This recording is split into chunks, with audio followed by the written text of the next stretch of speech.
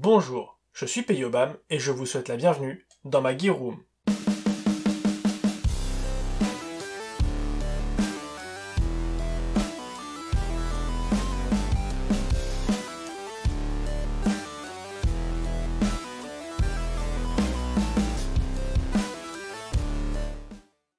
Aujourd'hui, je vais vous faire un unboxing, enfin en gros une présentation de ce que j'ai reçu, toujours dans l'optique d'optimiser mon CPC. Donc c'est une commande que j'ai reçue de chez Tiger Tailor, juste ici. Donc il y a deux poches de fabrication Tiger Tailor pour pistolet, et deux poches, une poche pour pistolet, une poche pour fusil d'assaut et pistolet de chez Templars Gear.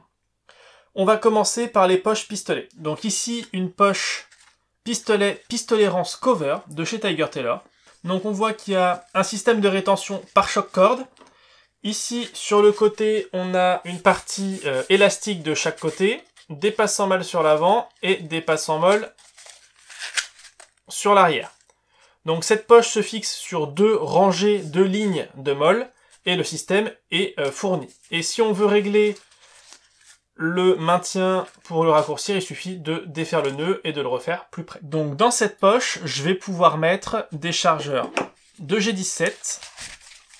Voilà, ça rentre nickel. Avec le pull tab. Donc le pull tab, c'est cette partie-là. Elle est vraiment très grosse, donc on peut facilement l'attraper avec des gants. Et en plus, elle est bien scindée en deux, ce qui permet ici d'avoir une configuration, on va dire, stockage. Et si j'en mets une partie sur l'arrière et l'autre partie au-dessus, ça continue à tenir bien mon chargeur. Et dès que j'en ai besoin, il suffit juste de le tirer un tout petit peu et ça l'enlève tout facilement. Voilà, ça peut être une solution aussi. Juste de... Voilà. Et après, je peux le sortir. La rétention est vraiment excellente avec la partie élastique ici. Il y a... Enfin, ça bouge pas du tout. On pourrait même le laisser quasiment à l'envers. Ça tiendrait même sans les pull tabs. On va passer au chargeur de P226. Donc ici, P226 WE. Là, ça rentre nettement plus facilement. Le chargeur est un peu moins épais. Et du coup, cette fois-ci, la rétention se fait bien.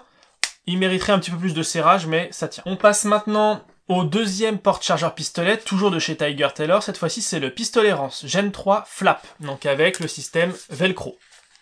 Toujours le système molly à l'arrière qui est intégré à la poche, avec toujours deux rangées ou deux lignes de molle pour le fixer. Je vais l'ouvrir et on va regarder si tout rentre nickel. Donc le chargeur de P226. Ça rentre sans problème. Et la fermeture se fait bien. Et on a, grosso modo, le velcro qui vient de là à là en appui. Donc on a vraiment une très bonne fermeture. Pour le chargeur de G17, cette fois-ci, ça rentre très bien aussi.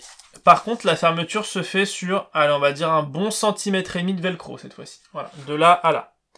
Donc un peu moins, mais ça reste tout à fait... voilà, ça tient bien, il n'y a pas de souci. On va maintenant passer au troisième porte-chargeur pistolet.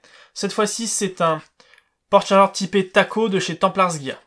En multicam, on a exactement le même système molly à l'arrière, c'est-à-dire sur deux rangées, deux lignes de molle, et c'est intégré. Le système de rétention, ici, en tout cas le système de réglage du serrage, se fait à l'aide d'une choc corde, ici, avec un système ici d'arrêt. Ce système n'est pas accroché à la poche, donc on pourra le changer si jamais il casse. Par contre, je conseille du coup de faire un nœud au bout pour éviter de le perdre. Et donc pour resserrer la poche, il suffit de tirer sur la choc corde et de ravancer le petit arrêtoir ici. Donc on va essayer avec un chargeur de P226. Voilà, l'insertion se fait très bien. C'est facile, la rétention est très bonne. Donc c'est vraiment un porte-chargeur qui est vraiment génial, type Taco, c'est vraiment très très bon. Et l'insertion est plutôt facile grâce ici au biseau qui a été fait sur la partie plastique qui permet de pouvoir réindexer plus facilement les chargeurs. Pour le chargeur de G17, même chose, là ça tient encore mieux. Voilà, ça s'ouvre un petit peu, mais c'est fait pour. C'est vraiment costaud, ça tient vraiment bien, il n'y a pas de souci, on peut y aller. Donc ça, très bonne petite poche également. Et ici, on arrive sur la poche fusil d'assaut et pistolet. Donc dans laquelle on va pouvoir mettre un chargeur de M4. Voilà, ça tient aussi très très bien. On va pouvoir mettre un chargeur d'AK, c'est ce qui est très fort avec les porte-chargeurs Taco, hein, c'est qu'on peut y mettre à peu près tout ce qu'on veut dedans. Donc là, ça tient nickel aussi, il n'y a pas de souci. Et la sortie se fait très facilement. C'est un peu moins aisé que sur une poche S-Tac, où là, l'insert Kydex à l'intérieur applique une rétention sur les côtés du chargeur et passe sur l'arrière et l'avant, ici.